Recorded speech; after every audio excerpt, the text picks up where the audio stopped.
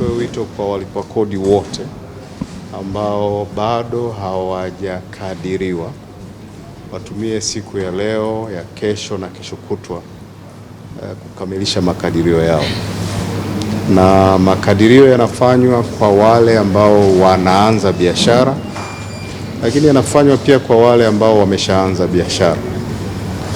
Na walipa kodi wana haki zao. Moja ya haki zao ni kukadiriwa kwa usahihi kulingana na mapato yao. Hii ni haki ya mlipa kodi, kwenda kutembelewa na kuthibitisha kipato alichonacho.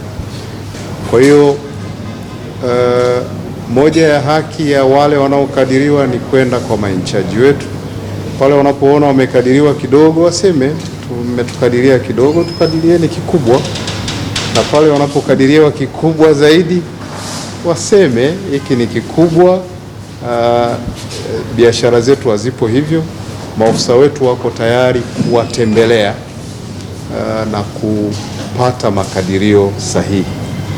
Sasa ili kuepuka adhabu, kuepuka usumbufu, tutumie hizi siku ambazo tumeziongeza na siku mbili zilizobaki kwa ajili ya kufanya makadirio ya kodi ya mapato.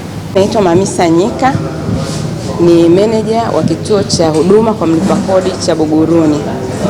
Tuko katika kipindi cha makadirio ya ulipaji wa kodi ambayo yanaishia tarehe 31 mwezi wa 3 mwaka 2026. Tunapenda kuwakaribisha walipa kodi ambao mpaka wakati huu bado hawajafanya makadirio waweze kufanya makadirio mapema kabla kipindi cha makadirio hakijaisha. Ofisi zetu ziko wazi kwa wakati wote kuwahudumia, na tunapenda kuwakaribisha wote katika kipindi hiki. Tuko tayari kuwapatia huduma bora ambazo zitakidhi mahitaji yao. Naitwa Emmanuel Jacob Tumbo.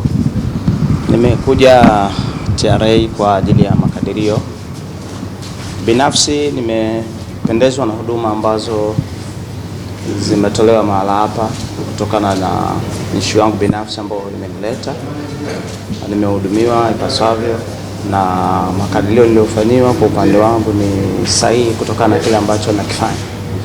Kwa hiyo ujio wake pia unaweza kukumbusha kwa wafanyakazi binafsi kuwa wajibikaji na kujituma kwa upande wao. Na lakini pia kwa sisi watu wa chini tunafurahi pia kuwaona wanapokuja kwa ajili ya kuwatembelea wale ambao wanatusaidia sisi. Kwa jina naitwa Masudi Kumbakumba, ni mteja wa TRA. Nashukuru kwa huduma nzuri tunazopatiwa na TRA, hasa katika kipindi hiki. Tunahudumiwa vizuri, tunapokea vizuri, tunashauriwa vizuri. Kwa kweli tunafurahia huduma kwa sasa hivi. Naweza nikasema kwamba tofauti na kipindi cha nyuma. Kipindi cha nyuma kulikuwa na ukuta baina ya wajasiriamali wadogo wadogo pamoja na maafisa wa TRA. Namna gani wanavyoweza kushirikiana nasi, yani ule ukaribu. Kwa hiyo hali ile inapelekea kwamba yani watu kukaa mbali. Kwa muda mwingine hata kama kunakuwa na makosa madogo madogo, kunakuwa hakuna ule ukali, hakuna namna ya kukomoana. Kwa hali ya namna hiyo inapelekea kwa kiasi fulani na sisi tunakuwa ni willing kutaka kukaa katika utaratibu mzuri.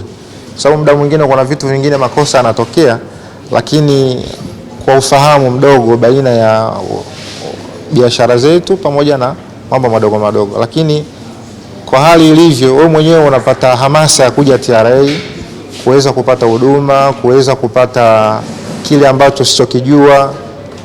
Afisa anakushauri, anakuwa ipo karibu na wewe kwa kiasi kikubwa sana, anakuelewesha hapa hivi hapa hivi. Kwa hiyo hali ile inapelekea hata sisi wenyewe tunakuwa na hamu ya kuweza pale ambapo pana shida anakushauri unafanya hivi, tofauti na kipindi cha nyuma.